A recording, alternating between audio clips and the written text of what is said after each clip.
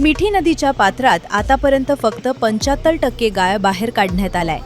मे महिना उलटून गेला तरी देखील अद्यापही गाळ साचलेला असल्यामुळे तसेच पालिकेचे मुख्य अभियंता पात्राची पाहणी करण्यासाठी न आल्यामुळे आमदार दिलीप लांडे यांनी या पात्रातील गाळ उपसण्याचे काम थांबवले होते।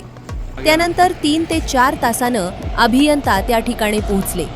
त्यावेळी आमदार दिलीप लांडे यांनी कंत्राटदाराला ताकीद दिली आहे, जर उद्यापर्यंत या मशीन नदीपात्रात उतरल्या नाहीत तर कंत्राटदारालाच नदीपात्रात फेकण्याची धमकी यावेळी त्यांनी दिली।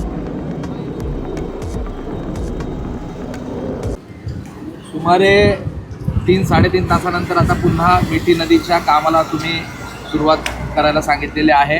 काय अधिकाऱ्यांनी आता तुम्हाला माहिती दिलेली आहे आणि काय वचन दिलेलं आहे? आमचं या मिठी नदीची जिम्मेदारी ज्यांच्याकडे आहे ते आमचे प्रमुख अभियंता आहेत, उपप्रमुख अभियंता आहेत, पुढे गेले त्यांना वस्तुस्थिती दाखवलेली आहे आणि त्यांनी मान्य केलेलं आहे की बाबा या ठिकाणी काम पूर्ण झालेलं नाही आहे। आमची जिम्मेदारी होती पूर्ण करायची, ती झालेली नाही आहे आणि त्यामुळं ठेकेदाराला त्या सूचना दिलेल्या आहेत। त्यांनी ठेकेदाराला 12 तास सांगितले, मी सरांना 24 तास सांगितलेले आहेत।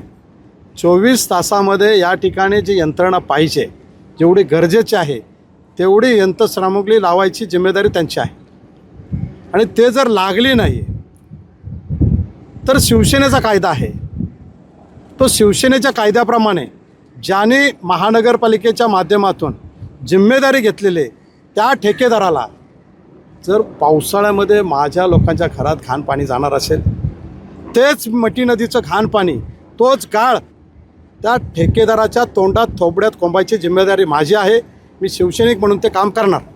आता कामाला सुरुवात केलेली आहे। कामाला आमचे प्रमुख अभियंता आहेत, उपप्रमुख अभियंता आहेत, त्यांनी दिलेला शब्द आहे त्याच्यावर विश्वास ठेवणं आहे, कारण आमचं प्रशासन आहे, आमची सत्ता आहे, त्यामुळे अधिकाऱ्यांच्यावरती विश्वास ठेवून काम करून घेणं हे आमच्यासारख्या कार्यकर्त्याचं काम आहे। सत्ताधाऱ्यांना देखील आता रस्त्यावर उतरावं लागतं आहे, कामं बंद पाडावी लागत आहेत, प्रशासन ऐकत नाही सत्ताधाऱ्यांचं। हेच तर आम्हाला आदरणीय हिंदू हृदय सम्राट बाळासाहेब ठाकरेंनी शिकवलेलं आहे।